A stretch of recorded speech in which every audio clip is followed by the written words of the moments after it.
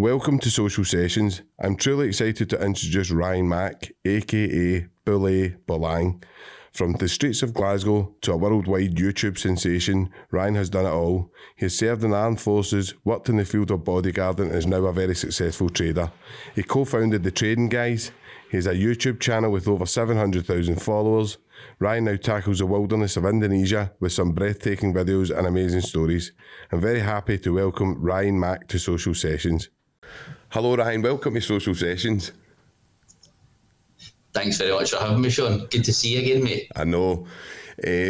So what I kind of do, Ryan, just with kind of all my guests, I'm just going to take you back. Obviously, we grew up kind of in the same area and stuff like that. So I'm just going to take you back, obviously, to your childhood. But the first question I kind of want to answer is, what is Bule Bolang? What does that? What is Bule Bolang? Right, so over in Indonesia, it's pronounced Bule Bolang. Bule Bolang. So what happens is, excuse me, so back in the kind of Dutch colonial days, right, obviously all the Dutch were here with their pale white skin like me, and they realised that the Dutch's skin looked like a white water buffalo, which is called a bule. So they used to call all the white guys bule. Right. And it was just stuck. So if you're a foreigner in Indonesia and maybe you're from Africa, you're from Jamaica, the Caribbean, whatever, you're just a foreigner. Or, if you're another Asian but from a different Asian country, then you're just a foreigner.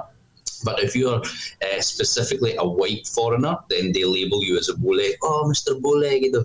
So So bolang is actually two Indonesian words which are chopped and then put together. Bocah means kid and petualang means adventure. So it's Bule Bocah Petualang, which means the white adventure kid. And it's not funny like when we say it, but in Indonesian, when you put the two together, Bule Bolang, it's catchy. Everyone over here can remember it, and it makes them all laugh because I think it's quite funny. No, I think that's class. It's a good name, man. So what? Obviously, just taking you back, Ryan, right? We were obviously grew up in Cumbernauld and stuff like that, right? So, yeah. We grew up like kind of, and when it was like the kind of, no, like it wasn't like gangs, but it was like kind of you had your own areas. Not what was it like growing up for you in Cumbernauld? Well, so I grew up in South Carbrae, Walbury Road. Just the road just down from Langlands Primary. I thought it was fine, mate. I loved it. It's not until you get older and you go about to different areas and come on old, and then people start saying, oh, Carbrane's rough, and you think, Carbrane's rough? I never knew it to be. It was just normal, I didn't really find it rough. Excuse me. I knew there was obviously, even within ourselves, you had, don't go to North Carbrae, don't go to Millcroft and all that. You knew you always had the areas you stayed away from. I mean, you always went, but you were always told to stay away from. But I mean, you know what it's like when you grow up in that area. It's no rough, it's just normal. You know what I mean? Aye. Obviously, there was the nickname for Carbrae was the Car Bronx. Do you know what I mean? But, like, we were obviously thinking it. But Carbrainers will steal your trainers was the famous hashtag on it. I actually used to never go back to, if I was up at Papa Doc's, I wouldn't, if like we were at the end of the night, people would go, we're going back to Carbrae. I'd be, I'm no going, no happening. Like, done it once, man, it was carnage. So what's the difference, Ryan? Like, obviously, I'm interested because obviously I know you've stayed in Indonesia for a long time, so I'm kind of interested in what's the differences like growing up there and growing up like over here. Yeah, so religion is massive over here. Religion is probably number one in Indonesia. Government, police, and everything else comes second. Religion, culture and family is all number one. In fact, religion is number one, culture and family are second. Like over here, they can't believe, if you've had a kid and you're not married, they cannot believe it. They're like, what? And I'm like, that's just normal for us, So there's these kind of things. Is it Christian?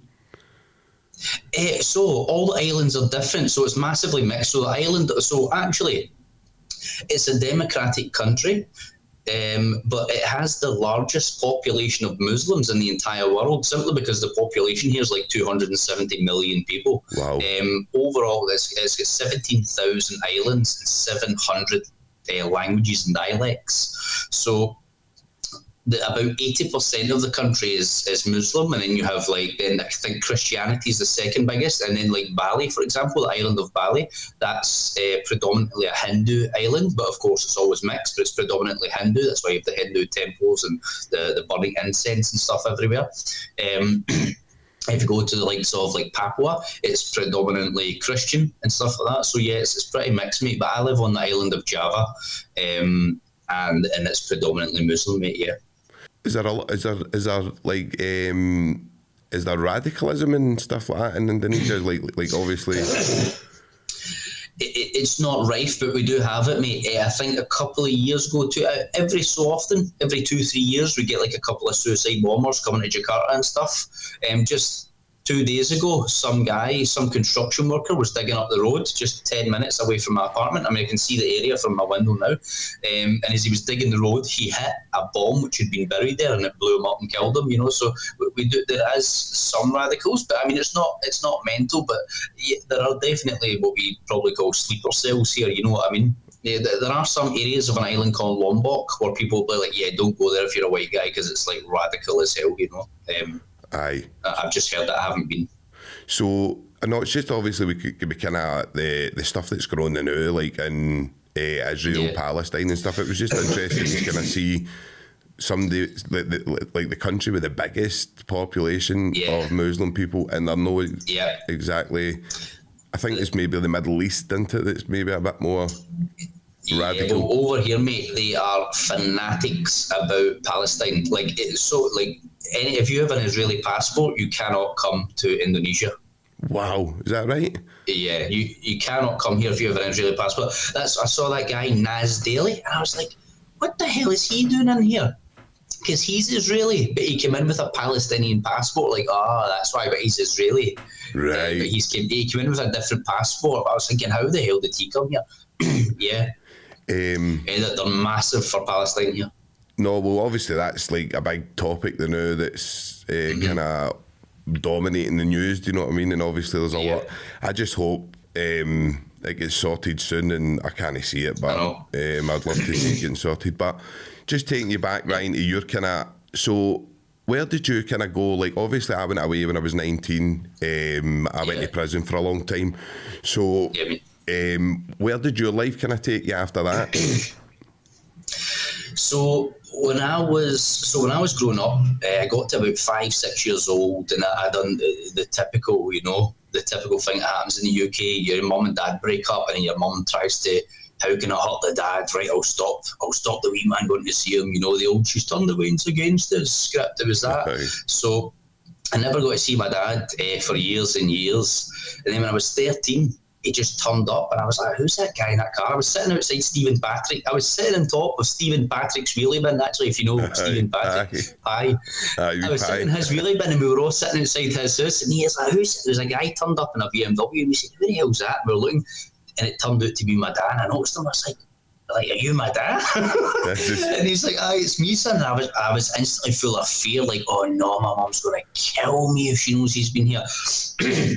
So we got talking. He's like, look, I don't want you to get into trouble or anything. I just came to see you because you're older now, and I wanted you to know I've always wanted to see you. You're a bit older now, you can start to make your own mind up. If you ever want to see me, I've gave your sister Dawn my number. You give me a call, right? So I done that. Said to my mum, look, see my dad, blah, blah, blah. Obviously, she went absolutely mental. And I says, look, just let me see my dad. And my stepdad backed me up. He went, hey, what kind of kid wouldn't want to see his dad, Cool. So she wasn't all right with it, but anyway, I phoned my dad. I went to go and see him at the weekend, came back. My mum went absolutely berserk again, just giving me shit for no reason. So I thought, fuck, it's not worth it, Dad. I'll just, see you later. Excuse me. And then fast forward, when I was 15, I can't mind how I got in touch with him again the second time, how I seen him again the second time, but I did get in touch with him, and I was like, maybe I just called him, like, Don, have you still got my dad's number? I want to go and see him. Aye. And I went to go and see him. One weekend, my mum was fine. Then a weekend, just a normal weekend. Then the following weekend, I went back to see him again. Came back, my mum went absolutely mental, and I just thought, you know what? She had said to me, a million times throughout my life, well, if you don't fucking like it, go and stay with him. And then you always used to say that to me when I was 15. And I just went, you know what?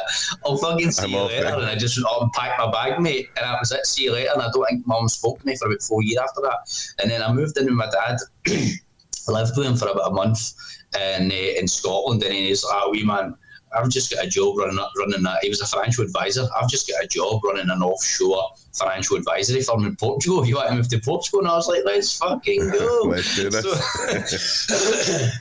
So we moved over to Portugal, mate, and I got a job in a Scottish restaurant as like a little sous boy or whatever you call it, just doing all the prep work, the meats, blah, blah, blah. Done that. And I was always just dying to join the army.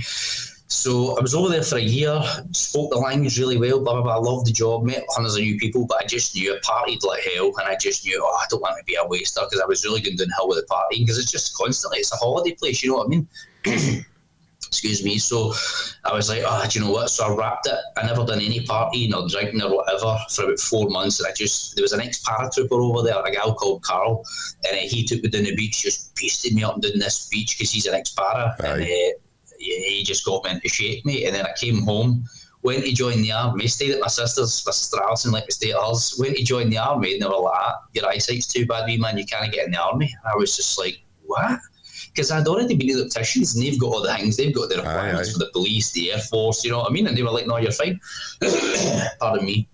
So I was like, no, try again. So I tried again, and the letter came back, regrettably, your eyesight is unsuitable for army service. And my eyesight was bad. I'm as blind as a bat, mate. Well, I was as blind as a bat. My eyesight was plus 7.50 in each eye. So I couldn't see anything close or far away. Fucking my specs were about that thick. And so I tried another time, a third time, got the same rejection letter. And my best mate, Scott Watterson, went like to me, why don't you try and get in the TA? And I went, don't be so stupid. If you go to Iraq with the TA, it's the same requirements as going to Iraq with the army. That's not going to make a difference. They went, mate, just try it. So I went down to the TA at Cumbernauld, mate. At that time, it was the Argyll and Southern Highlanders. And I go in. And I was like, what? And I said to the doctor, I went, look, see, since I've got in, I'm going to ask you, why did I not get in the regs? Is the requirements different? He went, the requirements are exactly the same. I went, well, how did I not get in? He went, I've no idea. And I showed him the 3 letters. He's like, I don't know why you got these. When you're absolutely fine to get in. So I got in. So I was in the TA for about 3-4 years. In my 4th year, I was about to get called into Iraq. It was like months and months. It wasn't right away. It was like, right, 6 months you might be going. But at that point, I was actually working full-time as a Prince's Trust team leader through Scottish Power as a 2-year secondment. So the army used to come in, but it was dealing with, like, troubled youths, like wee scallywags, if you know what I mean, and trying to make them better through a 12-week course. And I loved it. Used to take them orienteering, whitewater rafting. It was brilliant. And I could relate to them a lot. That's how I always could have a good conversation with them, even though I was only, 18 or 19 or something at the time. And the army used to come in to obviously try and poach them, we want scallywags get in. And they ended up poaching me. I was like, look, I'm in a TA now, but I want to join the Regs. Well, I get in. It was like, come on down and try, we'll get you in. And I went down and I got in as the bottom line. So I handed my notice in the TA, say, look, I'm leaving. I'm sorry about Iraq, but I'm leaving because I want to go and join the Regs, And I went and joined the regular army, mate, in the artillery as a forward observer, which was just absolutely a brilliant job. I loved it. So did you do any tours of it, Ryan? Did you do... Yeah, mate.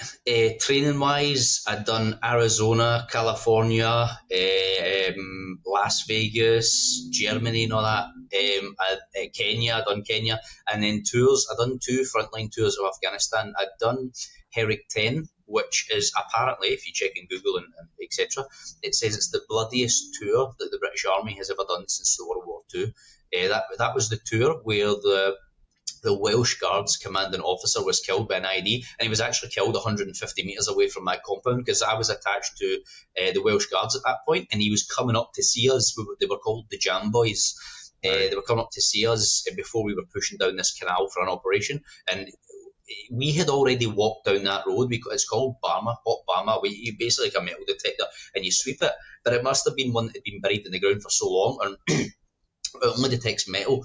What the Taliban were doing was they got smart. So see, every time we had batteries in our GPS, and then we're like, right, these don't work, just fucking launch their batteries. They were burning the batteries and getting out the carbon rod, and instead of having two metal nails touching each other in the bomb, whenever when the pressure plate touched, they were using the carbon rods so that our metal detectors didn't detect the carbon, and it was setting it off. So maybe that's why we never found it. But we'd already walked down that road. Thank God none of us set it off. But when the heavy vehicles came over it, then it obviously sadly blew his vehicle up and a couple of lads died.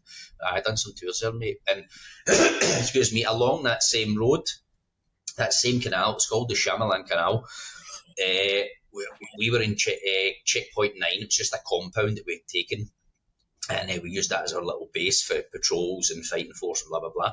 Right. And one day, mate, we got in a firefight, and I was up on like the roof of this place, and I was using the binoculars to look out, because my job initially when the rounds are flying, excuse me, of course I get the rounds down as well, but that's not my actual job, that's the infantry's job. My job is to, when the infantry are getting the rounds down, my job is to identify where the enemy are firing from and then call in artillery bombs onto that area. So I had my binoculars up, mate, and this is nuts. So I was like, let's look here, and I was down in my belt buckle, right, and I just had it was like a little mud ledge on top of the roof, and I had my chin top of the mud ledge looking, so I only had a tiny bit of my face and in my helmet, so I was quite protected. But there was a guy beside me who should have been in the same position as me down, but he's up in one knee. His name was John Brackbill, and he was up. And the next minute, I'm just looking through my binos, and I just heard this, and it made me jump, mate. Like, what the fuck was that?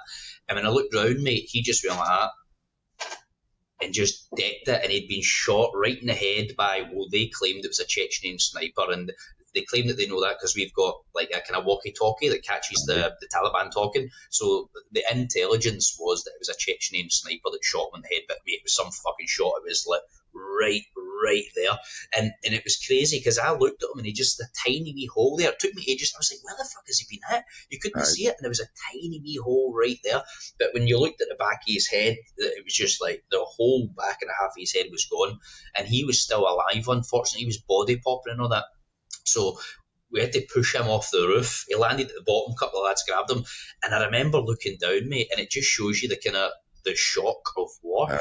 When there was little bits of his head out, right, and he was obviously still moving, guys were like picking up bits of the head and trying to shove it back in as if it was just going to like stick back into place. But obviously you don't know what you're doing, you just think, oh fuck, put it back in, do you know what I mean? As if, and I can understand. I was like, this is fucking mental. That was pretty nuts, mate, that too.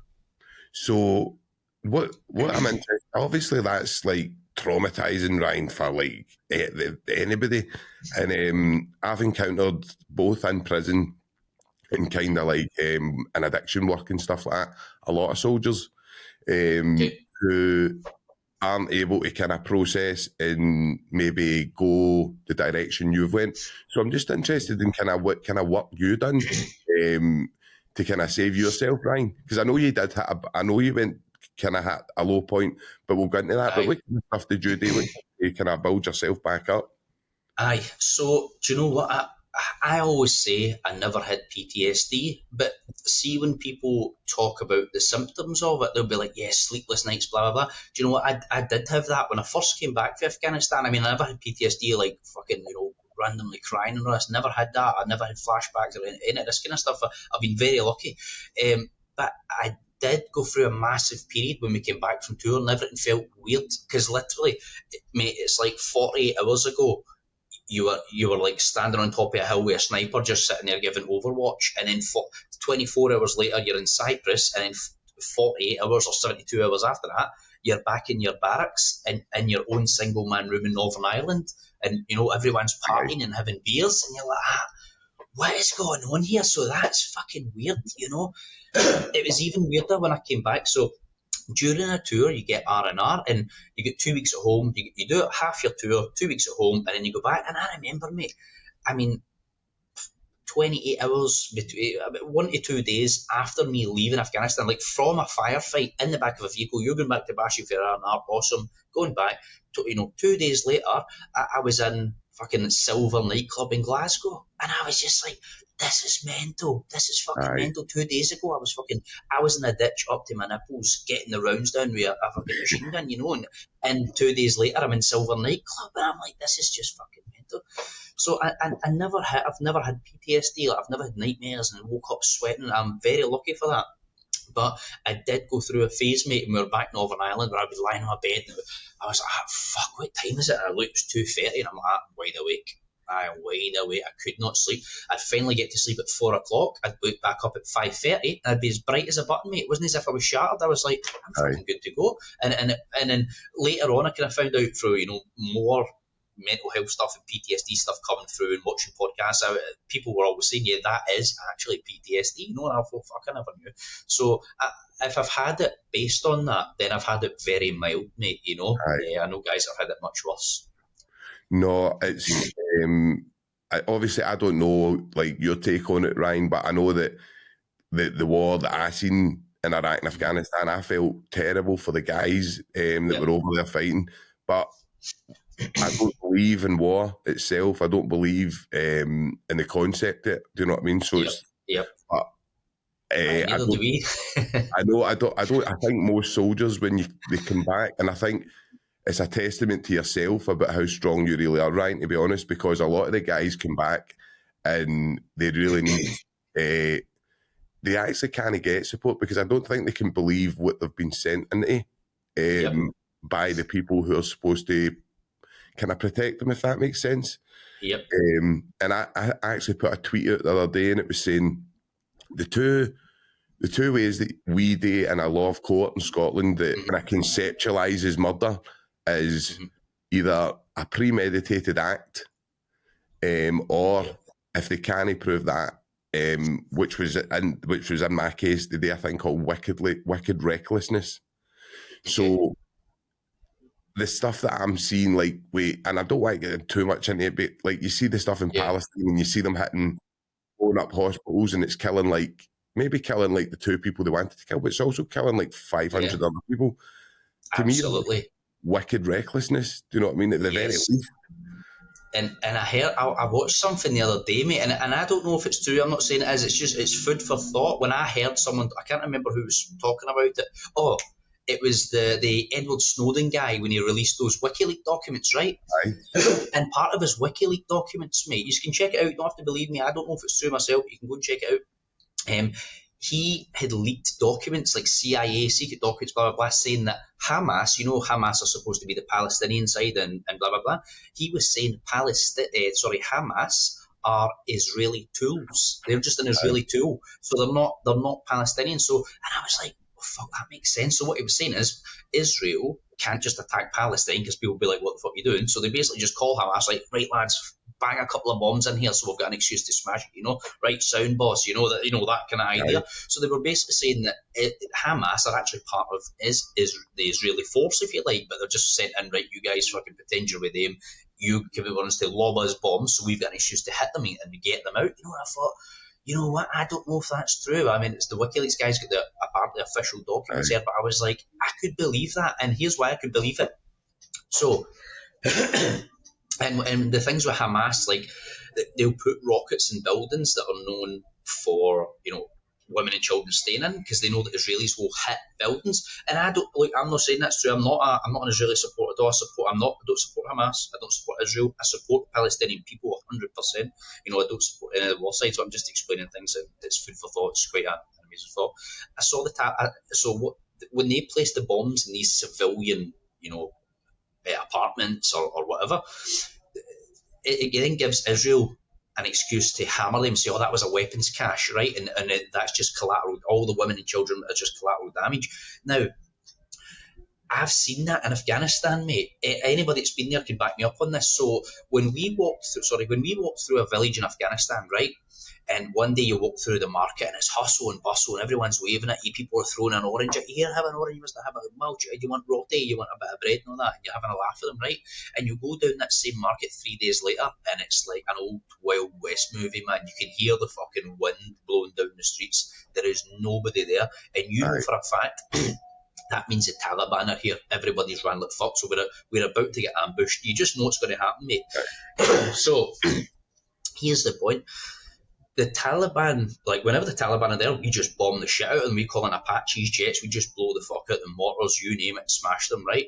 Now, what the Taliban used to do is they would come in, and as the locals were trying to flee, they're like, no, we're not going to fight. We just want to rest. You guys just come and stay here. Come and stay. Just rest in your home. So they would get the locals to rest in their houses, right? The main Taliban fighting body would go away. There'd be a couple of, martyrs willing to die to fight as it would stay around on the top of the roofs where all the civilians are inside. We'd go down and there'd be nobody there. And then we think, right, it's obviously nobody here but Taliban. The Taliban, who were on a couple of the roofs, would then engage us. We would then call in Apaches and bomb us. They would die, but they don't really care about dying.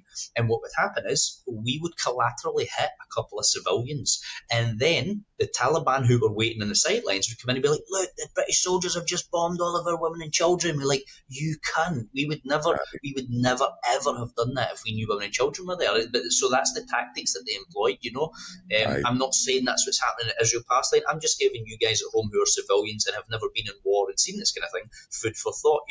There's always something to the story that you just don't know if you're not physically on the ground. Well, I don't know if you've ever read Neil Mackay's book about the war in Belfast. I can't remember the name yet, but and he talks about, obviously he kind of exposed the spies, the kind of on both sides. So there was obviously IRA and you're talking high up MI6 guys that were in both camps, and you're like, if that's happening there, then why would it not be happening anywhere else? Other places? And I'm a supporter of Israel and Palestinian people, civilians. I'm supportive of all civilians that are in a war-torn country. That's who I support. Do you know what I mean? I don't support any that's willing to go and blow up a kind of thing. Do you know what I mean? And I just feel so sorry, Ryan, for the guys that have to do it and kind of don't. It's like, I don't know if you ever seen 9/11 Fahrenheit 9/11, and it was Michael Moore, and he kind of went round the Senate and he was asking is your son fighting over there? Is your son? None of them. It was like, I think it was maybe one senator had somebody, and he's probably a high up guy that, like Prince Harry, that had a big massive entourage unit room. Do you know what I mean? So no, it's definitely food for thought for people, Ryan. So is this how you kind of went into so after the army, is this how you kind of moved into the bodyguarding stuff? Did that kind of Yes. So what happens is, mate, is that everybody who leaves the army, they go into what's called CP, close protection. Sometimes it's called PMC, private military contracting. You would know it more commonly as bodyguarding, right? But we call it CP, close protection. So everybody does it. Everybody who leaves the army says, I'm going to go and do CP because it's Ali. It means it's cool. And it's big fucking dough compared to the army, and it's tax free. So, but I wasn't going to do that.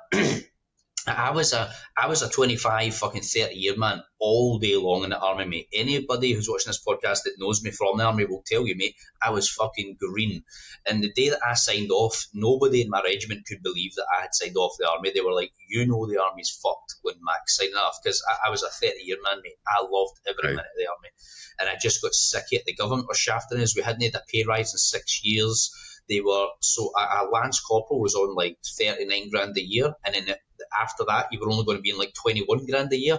Your pension was absolutely destroyed, to the point it used to be you got a massive lump sum. Let's say if you got a sergeant major, 150 grand cash in hand, and then £1,200 a month the minute you got out. So if you retired at 42, you start to get your pension plus your lump sum. It was like you got a fucking shitty 20 grand lump sum or something, and then you got the remainder of your pension when you turn 65. I was like, get the fuck, that's not for me. So I wrapped it. The work that you guys are doing, that's terrible, isn't it? Like, for the work and the position that you're putting yourself in daily, that's shocking, Ryan. Do you know what I mean? Like, so is that just how did you just form an opinion there, run about that, and just go, I'm off? Yep.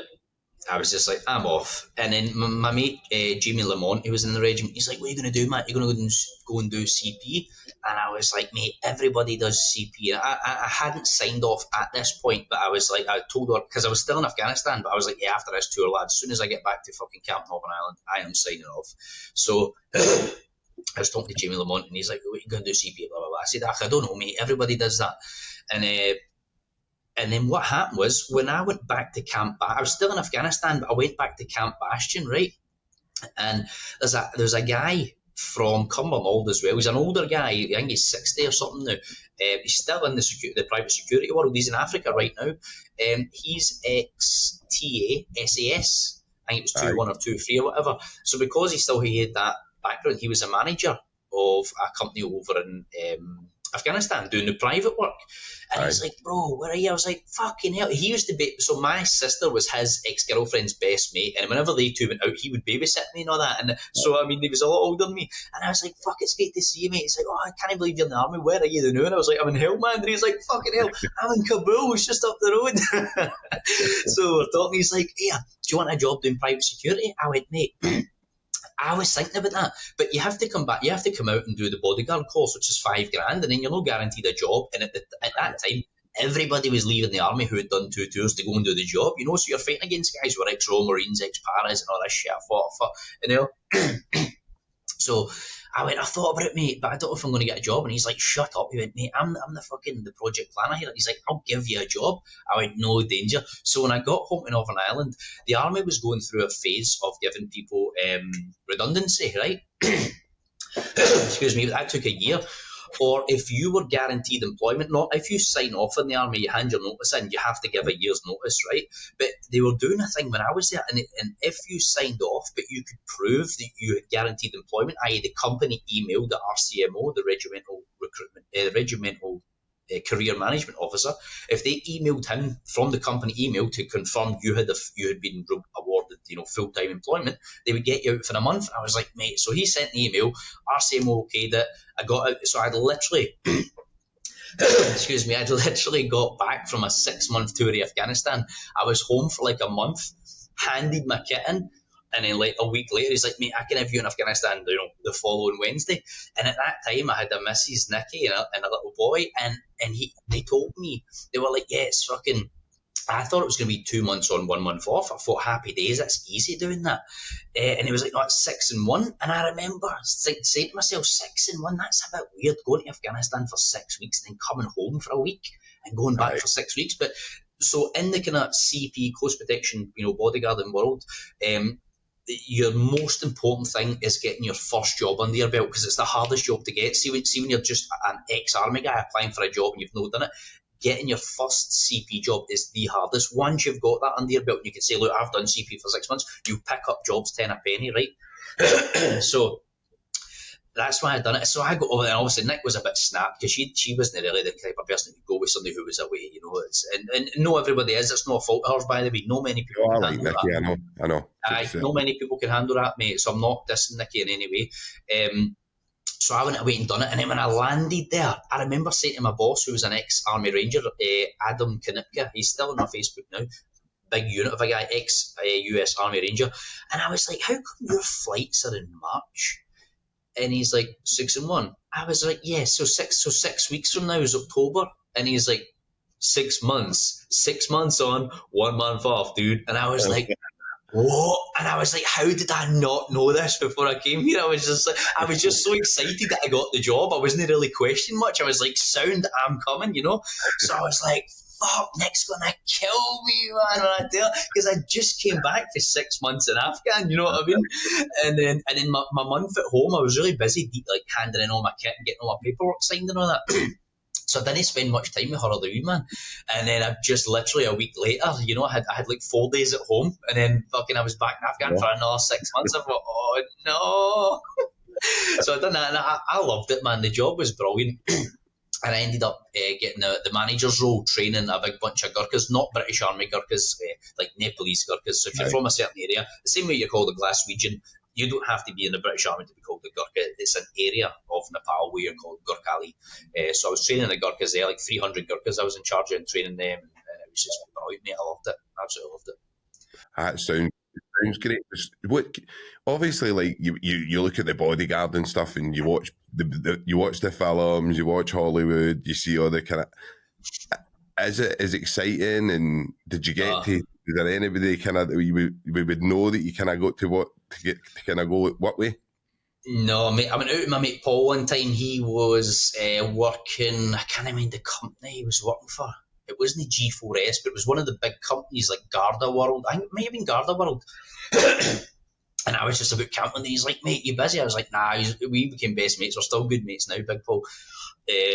And he's like, mate, we're going out for a recce. Do you want to come? And I was like, yes. I used to just grab all his gear and jump out in a recce with him and his lads. They used to do brilliant out and they used to look after like one-star generals and stuff who were like in charge of what's called the Corps of Engineers. So the Americans used to build like hospitals and schools, and then this one-star general used to go around and inspect them. So I jumped on that without the general right enough. I jumped on that with him. So there's a funny story, and we're coming back in whenever it were passes, right? Because if you have a one-star general, you don't really have your fucking pass and stuff. So whenever the passes, and the guards had changed, the American guards had changed on the gate, but they didn't just change shift. They had changed, like, okay, the group who had been there for an entire year had now fucked off to finish their tour, and these new bods had come in. So they didn't know us. We were like, fuck. So, like, yeah, you don't have ID. We were like, look at our vehicles, mate, for fuck's sake. So anyway, plodding on to the story, one of the sergeants or colour sergeants from the American Army came down who knew us, and we were like, oh, thank fuck. And he's like, yeah, come on in, guys, come on in. So then as we were coming through, mate, he's like that. So I had a North Face jacket on with a big Velcro Union Jack here, right? And the American guy went like that to the wee corporal, whatever. Didn't you see the Union? Didn't you see the British flag on his arm? And this guy went, is that what that is? I thought that was the Reebok flag. We were just like, oh, you fucking idiots, man. Oh, it was mental. Makes sense, doesn't it? Because that's what they'd have seen on the Reebok Classics. And all that. Seen that? Aye, the Reebok flag's fucking mental.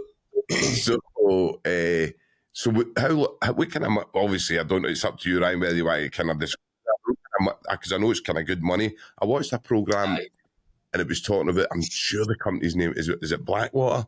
Is it Blackwater, aye. And they were saying like some of these guys can be on like £500,000 and stuff. Yeah, I was in nothing like that, mate. So those guys, Blackwater guys, are in general the type of people they employ are like ex-army rangers, maybe ex-paras, ex-SAS. You know, I think at the minimum they're like ex-paras who have done, you know, a good few years. Navy SEALs, they're like the fucking bad boys that are used to doing, you know, real like covert ops and all that. So they're the real powerhouses. Yeah, that's why they get paid so much, you know, because they're the best in the world at what they do. My first one was only like $3,000 a month, mate. But like I said, it's tax free, and you take whatever job you get for your first job, you know. And then it moved up to about $6,000 a month, and that was tax free as well. So then so what happened was Nick was dying for me to come home, right? So eventually, after a good while of doing the bodyguarding, my mate Daz got me a job in the pylons back home, right? And that was like 51 grand a year after tax. And I was like, fucking boom, mate. It was just, I was so appreciative of it. And I came back, and you know what? I realised I'm not someone who likes to work with their hands. I'm someone, if I was a mechanic, I would fucking hate every single day of my life. You know what I mean? I know some guys love it. My own brother loves that. He loves anything to do with fixing engines. And I've just realised I am not a hand-on hand guy. I hated it. So obviously the pylons is graft. It is like coal mine graft, right? These boys work for every penny they get. And it was a great laugh. I mean, I would go on to say 80% of them were ex-army. You know, Balfour Beatty just loved ex-army lads because they know that they don't care. You don't care what kind of mood you're in. If you don't want to be there or no, they know that if a job needs done, you get it done, you know. And so I was doing that. And you know what? See, even though I didn't like the job, I wasn't going to leave the job. So it was fucking 51 grand a year. And as a trainee, you know, it gets better as you progress up the kind of ranks, you know, a level 1, a level 2 and all this. Excuse me. So I was doing that. The reason why I left, we all went on holiday to Greece for my sister's 40th birthday. And when I came back, me and my mate Daz were talking about buying a caravan, because you're always living away, you know, buying digs. So we thought, instead of wasting money on digs, let's just buy a caravan between us and we'll just fucking haul it about this, you know, and it was brilliant. Pardon me. So when I got back, Daz was like, mate, I've got bad news. I said, oh, what is it? He went, Balfour Beatty are going to do a lot of cuts, and it's basically whoever's the last ones in are going to get cut. And I'm clearly, and I was still labelled as a trainee. I thought, oh no, excuse me.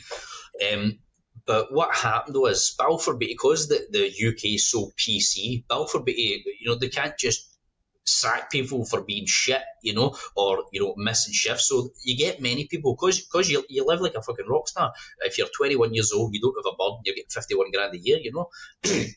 What happens is lads would go out on a fucking Friday and Saturday and then no come back to the Tuesday because they were that mad with it. Do you know what I mean? It's called ditting a shift. They would just turn up as if nothing had happened, and it would happen all the time. So Balfour Beatty would try to get rid of everyone who dipped the shift, and I'd never dipped the shift. Even I roasted all my left hand one day with cooking oil. It was fucking out to here. I was in Monklands until about 4 a.m, and then I drove myself from Cumbernauld to Perth at 7, and I still cracked on my work with a big bandage on. So I never dipped a shift, ever. Excuse me. Sorry guys, my coughing. I live in Jakarta. It's the most polluted city in the world. It's fucking we've all got a bloody cough. So I never did the shift, but they were still like, well, you're still a trainee, you're still on the list to go. So I was like, fuck. So what happened, mate? And this is a beautiful story of karma. When I was working in Afghanistan, we had a couple of jobs open, right? And one of my mates, Barry Aspinall, he was from 7 Parachute Regiment Royal Horse Artillery. He was like, mate, I've got a mate, Martin Grant, who he was an ex-guardsman. I think it was Coldstream Guards or Grenadier Guards or something like that. He's been trying for ages to get a CP job and nobody will give him a chance. But this guy had much more experience than me, like 14 years in the infantry. And I was like, mate, I don't know him, but if you say he's a good cunt, I'll take your word for it. Get me to send him his CV right now and I'll get him a gig. So he did, and I did. He sent me his CV note, and I potentially got him a gig. But in the end, he ended up turning it down because he had family problems. His girlfriend was really sick in hospital and all that. So he was like, fuck, mate, I just can't take it, but I appreciate it. And then I said, look, no problem at all. And I gave another couple of guys, Gareth Finders and a guy, Robin, I gave them the job. So what happened was, Martin Grant was still on my Facebook. We didn't speak much, but he was still on my Facebook.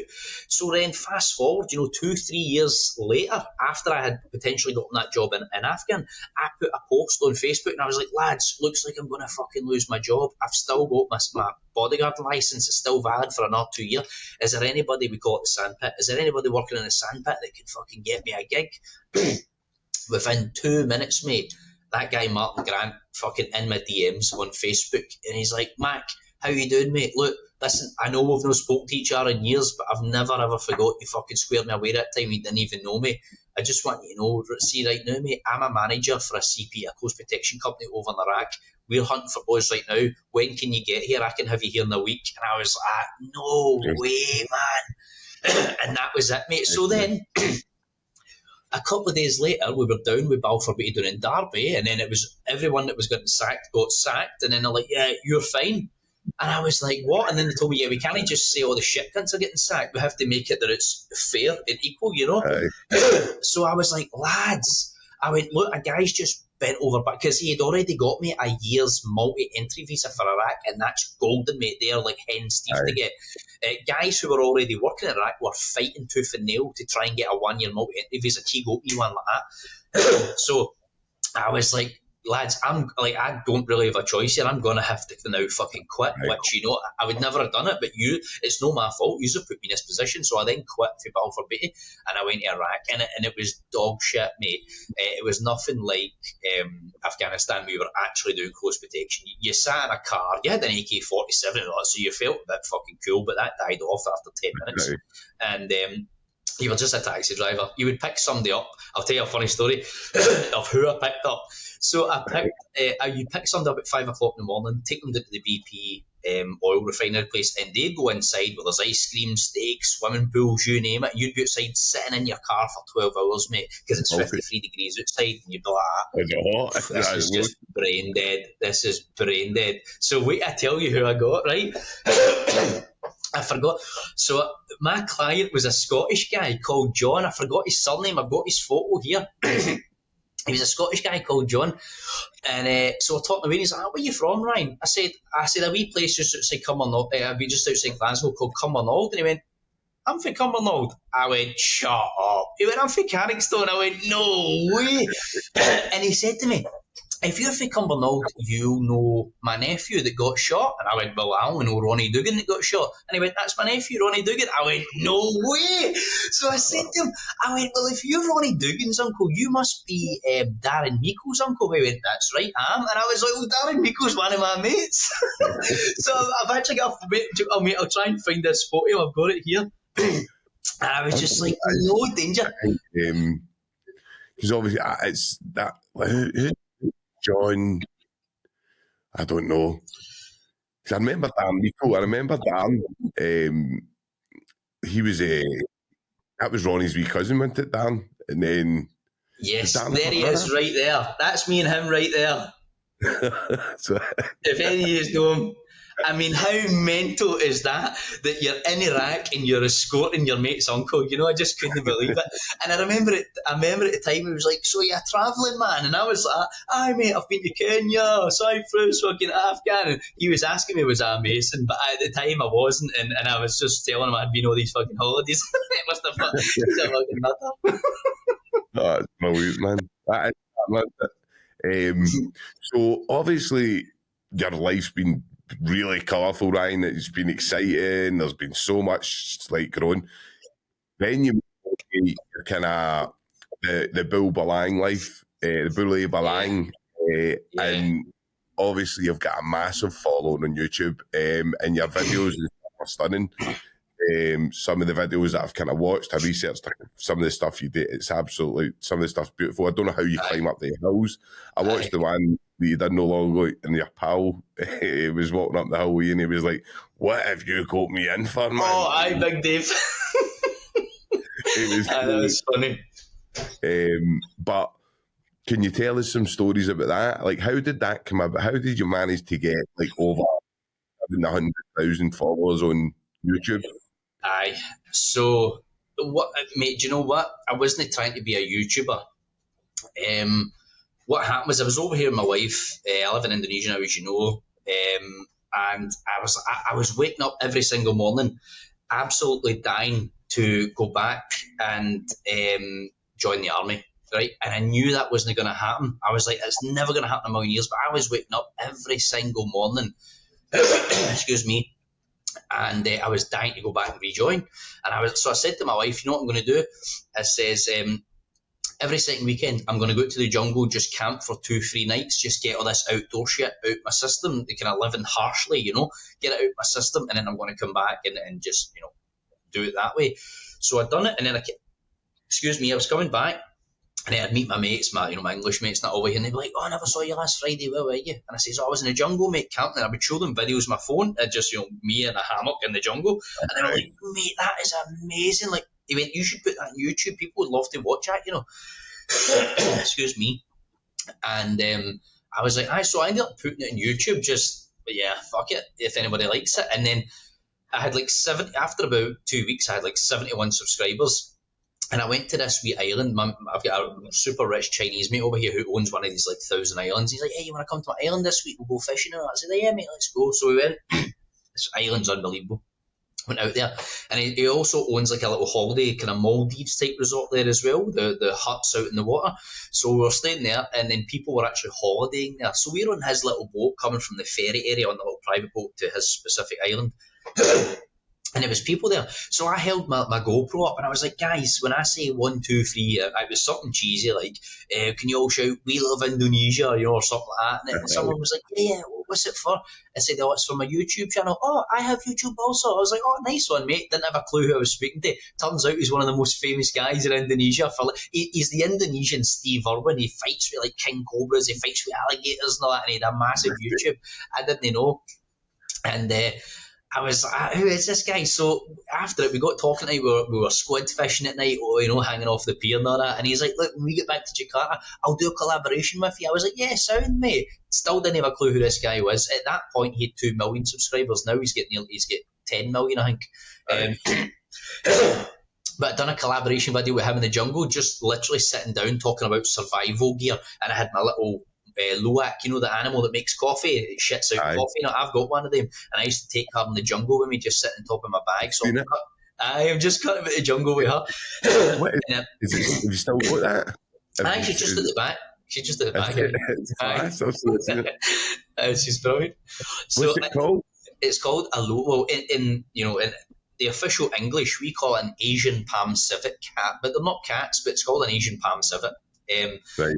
And over here they call it a luwak. So the famous coffee is called coffee luwak. I mean, if you go to places in America that serve it for like $120 a cup and all that, it's just a gimmick. It doesn't taste any different whatsoever. But yeah, I rescued her. She had broken legs, broken jaw, hole in her arm, and she was tiny. I took her to the vets, and he's like, "Yeah, she's gonna die." I went, "Well, look, just tell me how to clean her up. If she dies, she dies. But if she lives, that's sound, you know." And she lived, mate, and now me and her are like that. I've seen the videos, it's amazing. Anybody that's seen the videos needs to go in and see Ryan. What's she called? What's that? What's she called? Yeah, I called her Chelsea. Nothing to do with football, just like the name Chelsea, aye. So we done that video with him, and that video got 6 points. So his video weirdly got 900,000 views, but the same video that I posted got 6.5 million views. And then so I had 71 subscribers after a week on YouTube, and then within 2 weeks of posting that video, I had 150,000 subscribers within 2 weeks. And then a couple of years later, I'm now at about 720, and I'm now sponsored by the North Face, Kawasaki, Insta360 cameras, Coros, GPS watches, the whole shebang, mate. I know you're doing great. It's like a wonderful story, and I don't know like how much you want to go into how when you were at rock bottom, Ryan, like how like kindness and just the kind of the backbone of a woman kind of got you to where you were at the new. I don't know if you want to go into that. I'll gladly share it. I don't, she's just walked in, so I don't want to hear it in case her head explodes, but I'll share it. Just joking. So, I remember I was back home. There was no job. We had lost the contract in Iraq and all this, and basically any money that I had saved or whatever was just going on bills to the point where I literally had no money left. And the bills were outgoings were probably $2,000, which sounds a lot, but it's no a lot when you're making a lot. It was still quarter of what I was making, so it's not like I was living without my means kind of thing. But yeah, it just fucking got away, mate. And I went from 1 minute being in a beautiful 5-bedroom apartment, 5-bedroom house, Rowan Condora. It was beautiful, its own little driveway, blah, blah, blah. Had a beautiful Audi TT, she had a motor. And I went from that to fucking literally sitting on my sister's couch with a hold-all at my feet with everything that I owned and not a single fucking penny in the bank. And I remember... think, how the fuck did this happen to me? So if we rewind a little bit, when I was still in that house in Gandora, obviously we were falling out. It's like when you're with somebody just because you try and stay with them because you've got a kid, but I mean you've been with somebody for a year, thinking, I just can't do this anymore. It wasn't just me; she was obviously feeling the same. The two of you just don't want to admit it. You know what I mean? Right. And at that level. And I was applying for millions of jobs. I was applying for tons of sales jobs, Arnold Clark, you name it. I was applying for it all. And I saw this one, and we were already at Loggerheads, and I remember it said Business Development Manager, Sales, Southeast Asia. And I was like, what? And I remember looking at her with a sour face, and we just hated each other at that point. And I thought, fuck it, I'm going to apply for that. Boom, and I applied for it. Excuse me. And it was, I never heard anything back, mate. So what it said, like minimum 3 years sales experience, full training provided. We cover your apartment for 2 months while you start building up commissions. We give you 250 quid a week for 2 months, until you start rolling commissions. But once you get the commissions, then you're going to be commission only and you do it all yourself because it was big commissions, right? So I was like, you know what? I'm going to try for it. So I applied for it. Anyway, about 2 weeks later, I never heard back for 6 weeks, but about 2 weeks later after I applied, we had massively broke up. I was fucking bouncing around my sister's couches. So in a sense, I was homeless, but I wasn't homeless living in the streets, but I literally had no fucking where to go. I was like, this is brutal. And you know what it's like, even though your sister's not will happily support you, you always still feel as if you're getting under people's skin and you're outstaying your welcome when you're in their house sleeping on a couch and people are coming down for work, you're there, You know what it's like? It's a really horrible feeling. You feel like you're burdening people that you love. And so then I went from my sister Ali's couch over to my other sister Dawn's house, who had a spare room. And I remember one morning, mate, I was sitting there in my pajamas, and I felt, you just feel hot. I hadn't shaved, so I was dirty. I mean, when you look like shit, you feel like shit. You know what I mean? Right. It just all flows. And I remember, mate, my feet. This was like 6 weeks later. My feet were on top of my hold-all. I put my head in my hands, and I remember exactly, mate. I just said, how the fuck did this happen to you, Rido? And no. And I says, what are you going to do now? And I just went, and as soon as I just let out a big sigh, mate, I swear to God, my phone started going like that, and vibrating on the table, and I thought, who's that? And I looked at it, and it said Hong Kong. I was like, oh, fuck, here we go, another fucking scam, you know. I mean, I'm going to pick this up, it's going to be charging me 30 quid an hour, and I wasn't going to answer it, mate. And I thought, do you know what? I don't even have 30 quid, so if they try and scam me, they can't get any money anyway. I didn't even have a pound. So I answered it, mate, and it was a guy like, hello, is that Ryan? Yeah, it's Ian here from blah, blah, blah recruitment. Do you remember you applied for a job in Southeast Asia? And I was just like, shut the front door. Shut the front door, man. So anyway, there was about 6 different interviews for that. Zoom calls and all, Skype calls and aptitude tests and all this kind of pish and background check and all this kind of shit. And I blagged it, mate. I blagged every single minute of it. So I had wiped 3 years of bodyguarding in Balfour Beatty from my CV, and I put down, I was like, I was a solar panel salesman, commission only, God, you know, closing God. And I literally watched YouTube videos, mate, just to write terms down, like gatekeeper. I was like, right, gatekeeper, that's basically a receptionist who tries to keep you away from the CEO. But, you know, I'd written down all the terms, mate. So I really did do my homework, but it was all homework for YouTube.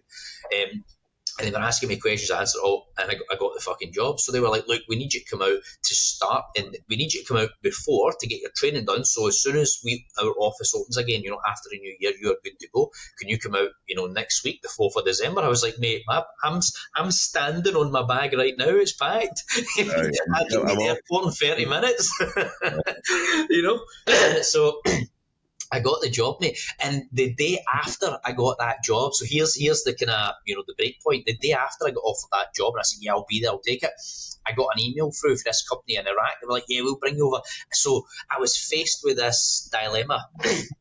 I could go back to Iraq doing what I was doing and get $6,000 a month at this point, right? 6,000 USD it was, not pounds, 6,000 USD. 2 months on, 1 month off.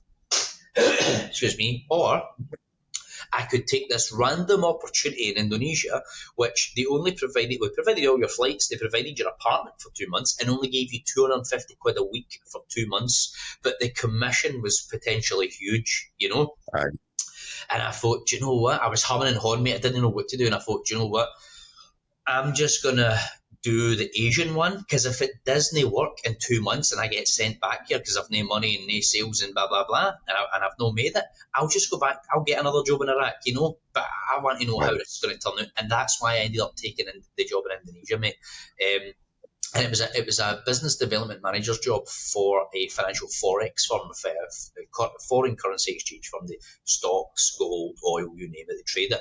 But it wasn't as a trader. Now, this story is mental, and I can prove every bit of it. But I promise you, if you're watching this or listening, you're going to think this is fucking bullshit, right?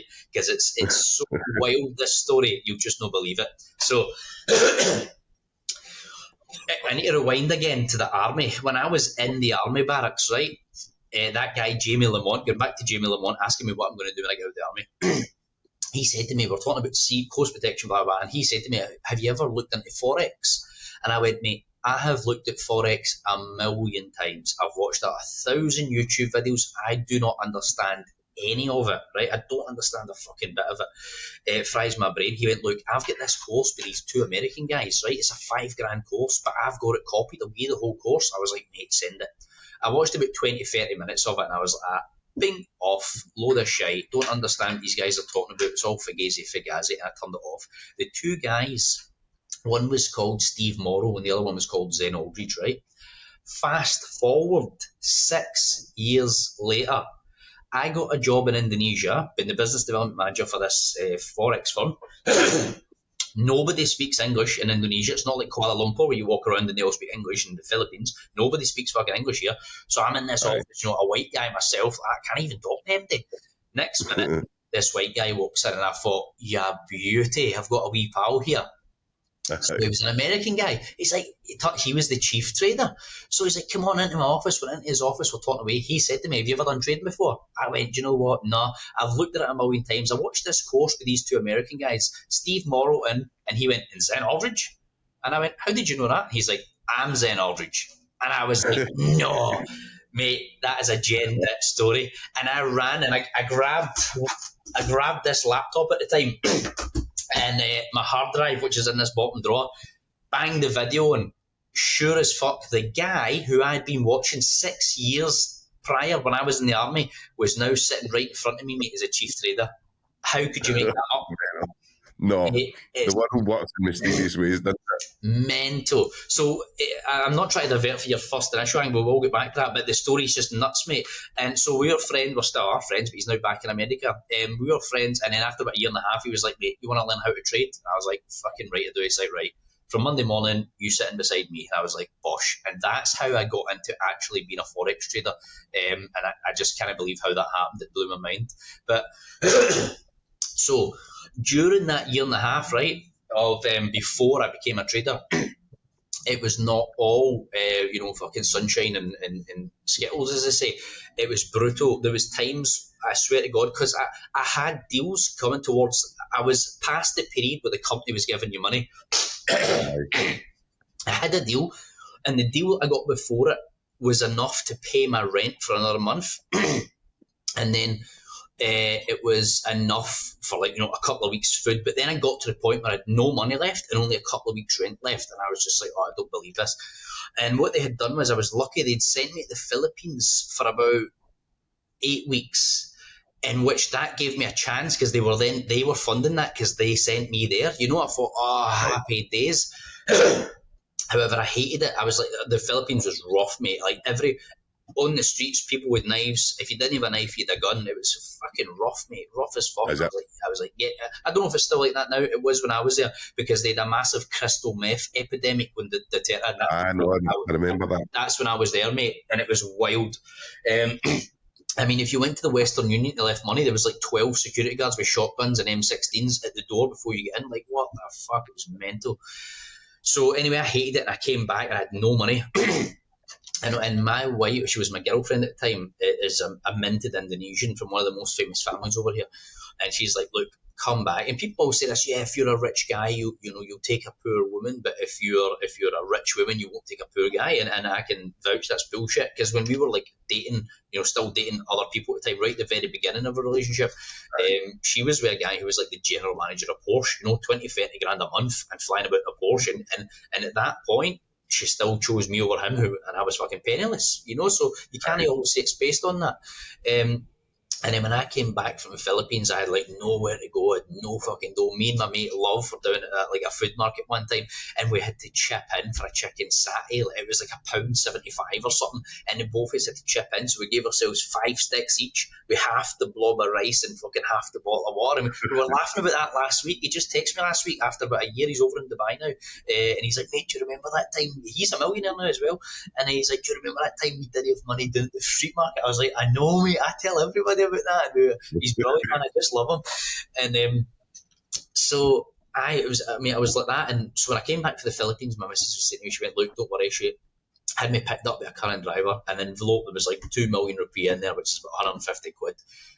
Debit card, credit card. The debit card was to like see me through the week. The credit card was to get new fucking suits and shoes if I needed it. There was an apartment key. She's like, yeah, my parents have apartments. This one's empty. Fucking go and live there and all that. So she just totally fucking stood by me the whole time, mate. And we laugh. There's that photograph. I think I'll show you. I think I've got it. It's quite close. There's that photograph of like these Africans, and it's like when you broke, but she still believes in your dreams, and it's fucking hilarious. I'm sure I've got it quite close here.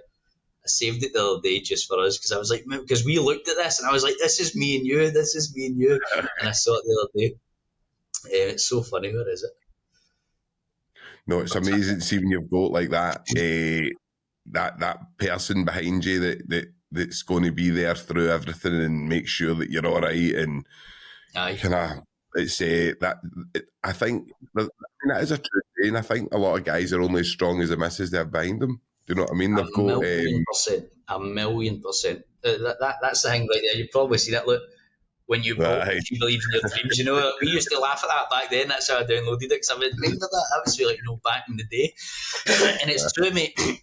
My ex, I don't want to beat her down on it, but I remember every idea I had was like, oh, you and your fucking pipe dreams, you and this, you and that. So it's like, for fuck's sake, you can't have any ideas, you can't progress. Somebody's just always kicking you in the fucking ribs, say, oh, that's stupid, but just because you can't do it, it's stupid, you know? And my missus here, mate, I can see the difference. If I told my wife I wanted to be the first guy to skydive off the moon and land on top of the Giza pyramid, she'd be like, yeah, let's fucking do it, you know, like, go for it. Yeah. You know, like, how do we start training for it? You know, it's like, see, when you're that kind of partner, oh, your life just transforms, honestly.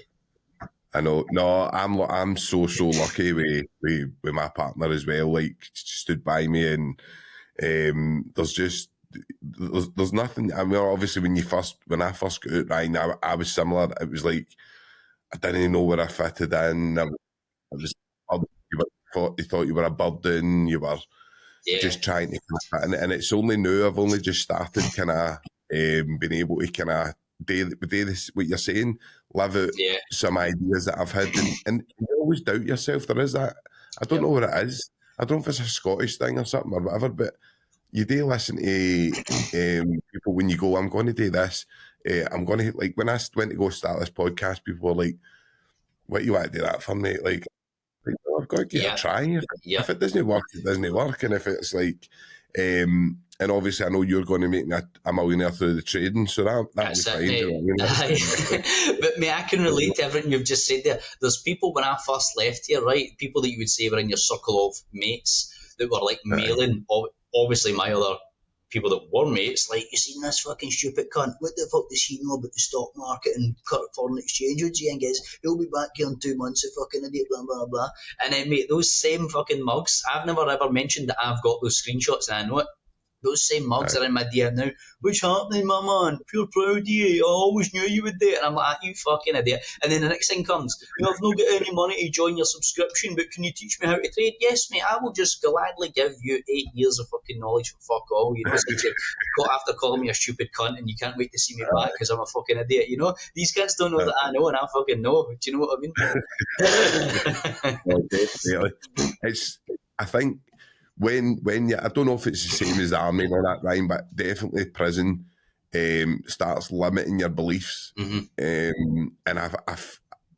that's obviously, I've tried to do this with the podcast and tried to show that there is stuff out there that people, for people today, do you know what I mean? It's like the world's a huge place, and it's full of excitement, and I think you lose that down the road somewhere. And I think you can lose it. Don't even need to be in prison. I mean, some of the guys that we grew up with, Ryan, all the guys in Cumbernauld, some of the guys, you're just like, it's a shame, do you know what I mean? The position that they find themselves in now, and I'm no the finished article by far, by any means. Like, I don't claim to be, do you know what I mean? I'm like, I've got my own problems, I've got a lot of my own mental health on, but I'm starting to get to a level of acceptance where I need to accept the reality of the situation. And I think a lot of people struggle with that. I think a lot of people struggle with accepting the reality of the situation and going, like, just waiting on somebody to come and save you when you need to save yourself. If that makes sense. Nobody's coming, mate. I remember that. I remember that feeling when I was over here, mate. I had nothing, and honest to God, do you know? I'll be honest, and if Nick ends up watching this, I'm not having a pop at you, Nick, at all, but you're part of my story, so I have to tell this because it's a part of the big thing that kept me here, you know. I remember before I came here, the one thing Nick said to me was, you know, you're a fucking idiot, blah, blah, blah, and see when you come back here, when you've failed in 2 months, because you had that 2 month window, you know, where you either passed it or you failed it. When you're back here in 2 months and you end up coming back on that plane, I'm going to be the first one to laugh in your face the minute you step off that plane. And I remembered that, mate. See, when I was going through that hard patch, I thought, I mean, it was at the point where I was like, fuck, I'm going to have to ask my sister to fucking, well, the company would pay a flight, you know, I'm going to have to say to my sister, I'm getting a fucking flight home. And then I just remembered her saying that. And it's a real, I don't know if you call it an awakening or a realization, but so here's an example of how you can change your mindset. When she first said that to me, right, you could have probably thought, excuse me, that's the most horrible, you know, toxic thing or the worst thing that you could ever say to somebody. But let me flip that around. That was the fucking best thing that she ever said to me, because see if she never said that to me, I would have probably went home during that rough time. that was one of the things. It wasn't the only thing, but it was one of the things that I was like, there is no way I can go back for here and give Nick the last laugh on that, you know? So that actually fueled me to stay here. And then when I stayed, I ended up becoming a trader, and my life is fucking transformed, you know? And I was just like, wow, that's fucking powerful. And I remember I'm not religious in any way, but I do believe in a God. I do believe in a creator. We are created by something, a higher power, whatever. So I don't believe in religion, but I don't follow religion, I should say. But I do believe in a creator. And I remember saying, you know, without sounding cliche, I remember feeling a bit like the Wolf of Wall Street, you know, when he's like, I'm not fucking leaving. But I'd done that in a more kind of spiritual way. I was like, I'm no leaving here. Like, I don't care what I have to go through. I'm no leaving here without having made something, you know. Or having accomplished something, and that's what kept me here, mate. So I just, maybe I can share that with you. Excuse me, is that when somebody says something, whether it's an ex-girlfriend, whether it's your mum or your sister or a dad or a mate, you know, it's been shitty with you, it's never what somebody says to you, it's how you've taken it. So I took that, you know, like, oh, you horrible bastard, you know, the first time she said it. And then later, when I had the realization of it, I thought, I wasn't saying you're a bitch kind of thing. I was like, fucking thank you, man. Fucking thank you for giving me that kick up the ass, because I probably wouldn't be here if you never done that to me. So it was I actually appreciated her saying it as opposed to hating her for saying it, you know. So it made me think, wow, it's really how we perceive something which someone says to us as opposed to what they've actually said. Oh, it's I think perception's everything, and it's like, I think especially when you start talking about like the law of attraction and maybe going to kind of like spiritual stuff that I believe in myself, and I hate myself for not practicing it more, and I hate myself for not doing this, and I know that there's a lot of kind of probably a lot of kind of residue there for me, like that I need to kind of, I've only been out of prison 3 years or whatever, do you know what I mean? And 15 years in a prison environment's a long time. Yes.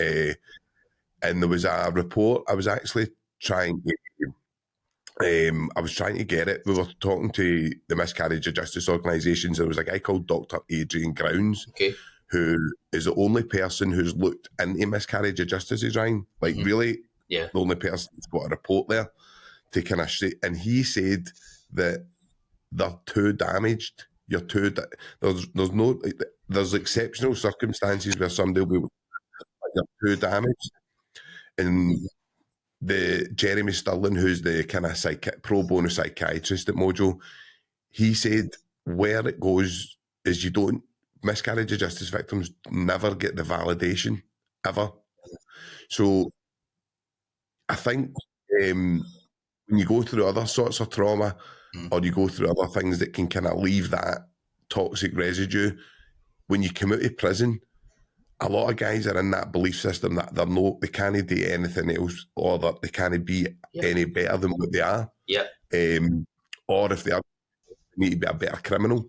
And you know what? I think it's you're bang on there. And I don't know if it's the same now. I don't know if it's any better now, but I have a mate, I won't mention him because he's not giving me permission to mention him, but I have a mate, you know him as well, who got out of prison, ended up turning his life over, being a real honest guy, blah, blah, blah, wanted to stay away from crime.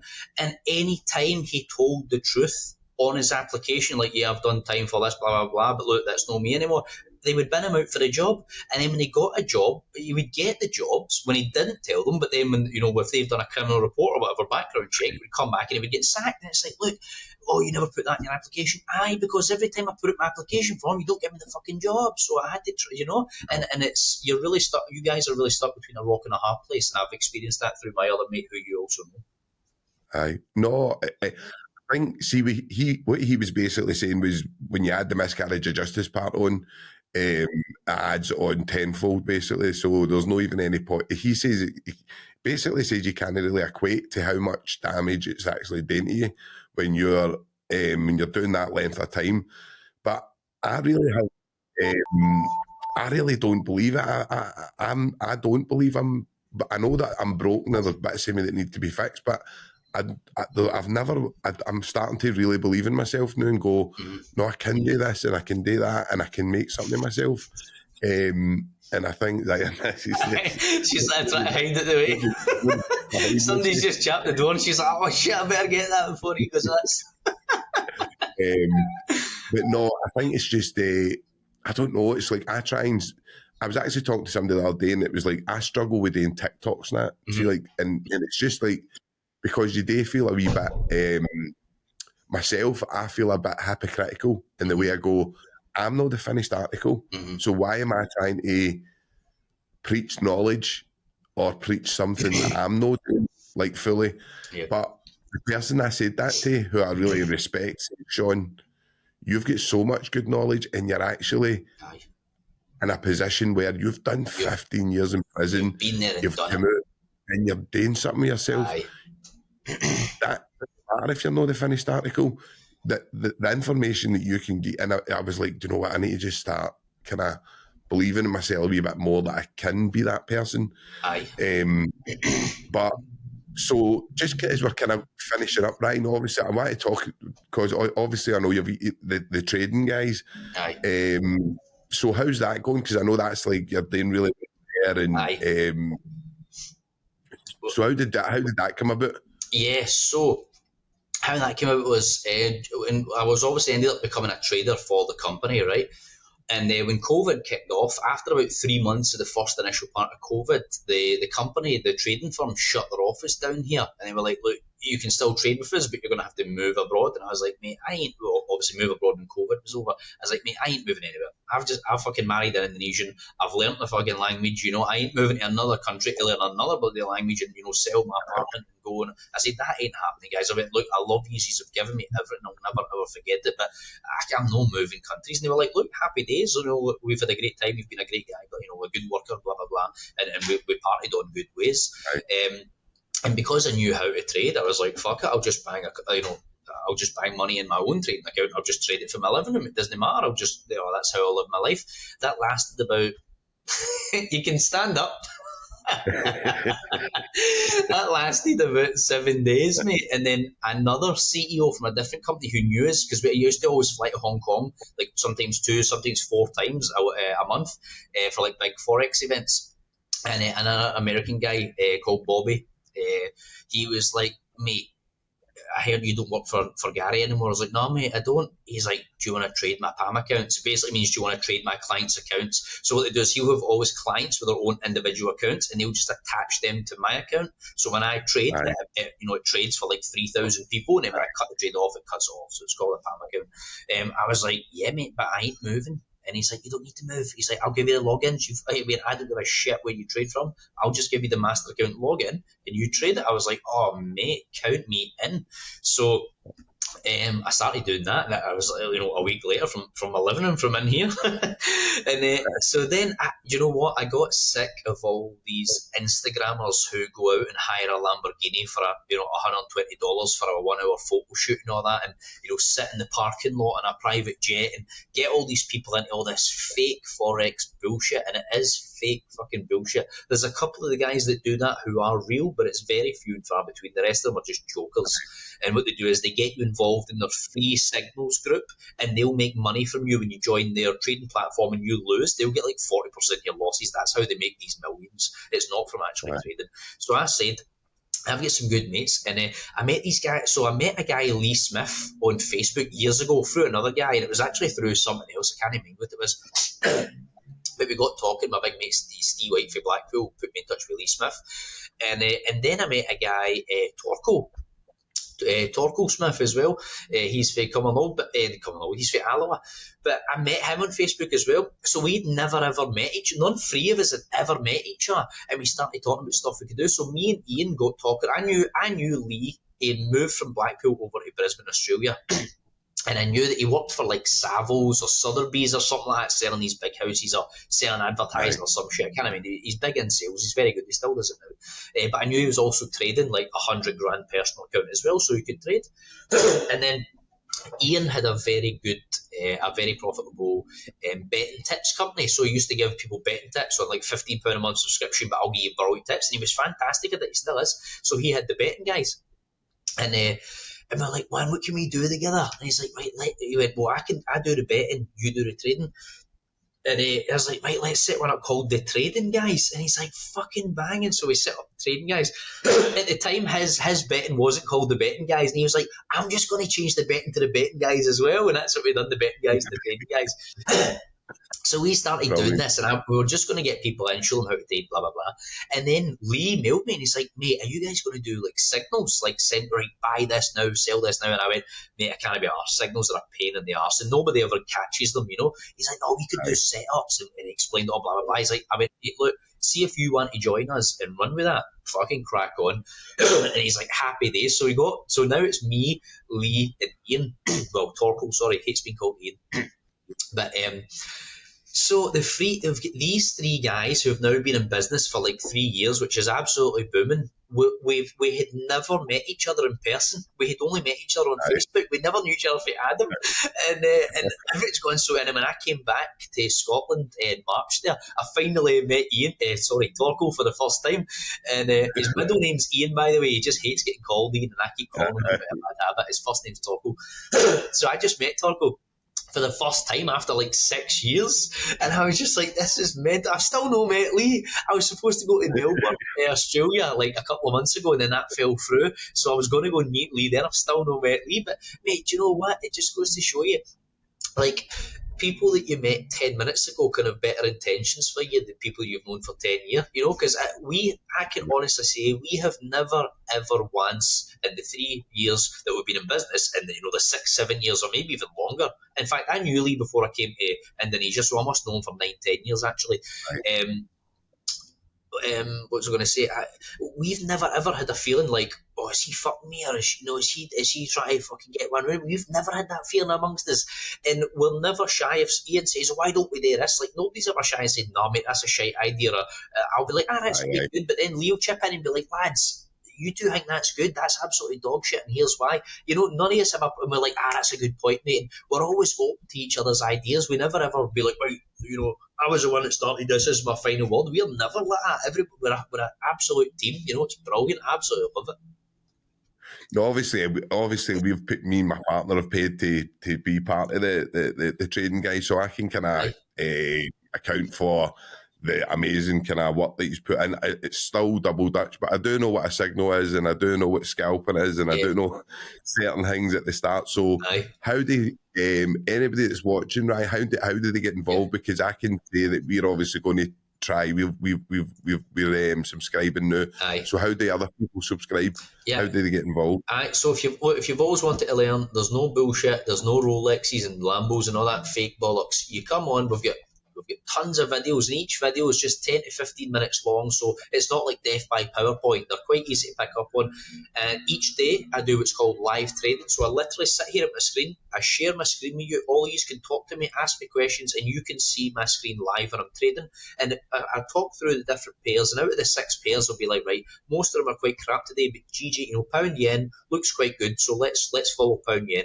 If we get, you know, the movement, the 30-minute close, whatever we're looking for, I'll say, right, lads, sell pound yen right now, and you can copy the exact same trades as me, and you can make money at the exact same time as me until, you know, you gradually learn how to do it yourself. Well, you can keep doing it if you want, but, you know, that's the whole point. You can just jump online and find us at www.thetradingguys.com. And that's it, and we'll get everything you need, full mentorship. Because here's the thing, you can, I mean, I've done it myself. I've bought a $5,000 course before, and it's just videos. And see, when you buy Forex courses, they're totally pointless. You need the mentorship 100%. If you don't have someone there that you can on a daily basis ask questions, what does that part mean? And what does it mean when you keep saying you're waiting for confirmation? What does that actually mean? Right, it means we're waiting for this 30-minute candle to close below here. I mean, I'm showing you on the screen, you go, oh, I get it. You know, you need that, or you will never ever be a profitable trader. No, I think obviously it's just picking up, because obviously the candles and all that's the stuff we're just picking up the now, and it's actually quite interesting when you get to see, and you can start to see, like, obviously when you're talking, going long and going short and different things, and you, like I'm saying to Fiona, I think you can maybe see like where that would maybe go, and you start thinking in your own head, like maybe so. No, I definitely it's a great thing you're doing, and I know I can vouch that you're no full of shite. So Aye. anybody that's You can see the guys in the Discord. You can see the guys post the results every time, pretty much I've seen them. every day that we trade. We do have losing trades. You're never ever going to not have a losing trade, but we teach you how to keep your losses small. All right, cut that now, guys. You cut it early, and you can see in the Discord, mate. You've seen it yourself. When every time the guys are like, fuck, there's guys that are up 1,500 quid in a day. There's guys that are up 900 quid, 230 quid. We've got guys that are bricklayers. Maybe they're making 450 quid a week at work, and on a Monday morning, copying our trades at 6 o'clock in the morning before they start their bricklaying shift, they're like, mate, I'm up 1,200 quid and I just copied what you told me to do, and it's brilliant. We only charge them 97 quid a month. It's brilliant. It's amazing. No, it's an amazing thing, honestly. And I would obviously say MD to have a look at it, do you know what I mean? And try and hang it. So I'm just obviously coming to the end, right? Is there anything I've missed out, like, or anything that you would like to ask me? Because obviously so is there anything that I've missed out or that you would like to speak about? Or well, no, I mean, look, I can talk for years, mate. Just my life's been so mental. Sometimes I look back in my life and I'm like, fuck, did I do that? Fuck, have I really done Iraq? Have I really done Afghans? How did I end up in Indonesia? It's just things are just mental. So I think we've pretty much covered most of it, mate. It's been brilliant. Aye. No, excellent. And so all I can say is thanks for having you on, Ryan, and hopefully I'll see you when's the next time you're coming back to Scotland? I've honestly no idea. Probably in about 2 years' time. As long as that. Aye. It's not long enough. Well, I'll be in touch with you anyway. But no, well, thank you for coming on, and obviously on your YouTube channel, it's Bule Bolang, BuleBolang, a fascinating channel, brilliant. And thank you for coming on, Ryan.